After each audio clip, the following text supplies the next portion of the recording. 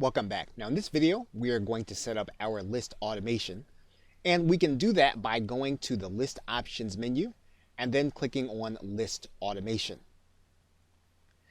Now list automation allows us to move people between lists when certain actions happen. And this is a very easy way for us to be able to segment our list. We can subscribe members to certain lists when they subscribe to a list. We can unsubscribe members from a list when they subscribe to a list. And we can basically control these actions by creating an automation rule. Now you can see the automation rule by clicking the down arrow. And these are all of the automation rules that are available to us. We can unsubscribe a person from this list when they subscribe to a certain list that we already have. We can unsubscribe someone from this list when they unsubscribe from a certain list. We can subscribe someone to this list when they subscribe to another list. And this is a great way of being able to get people onto lists when they take certain actions.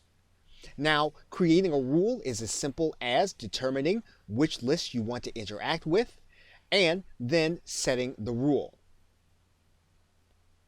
So we can have someone unsubscribe from this list when they become part of a certain list. Now this will be of particular use to us when we automate the process of putting someone onto our email marketing list when they actually make a purchase.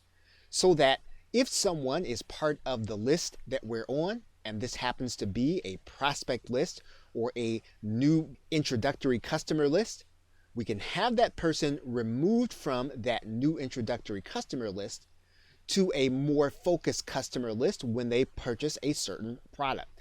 This allows us to market effectively. And we can do that all inside of our list automation. So once we determine the list interaction, all we do is click the Save Automation rule.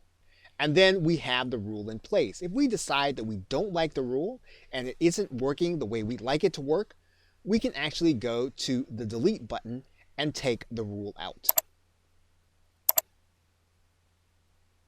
Okay, so with that, thanks, and I will see you in another video.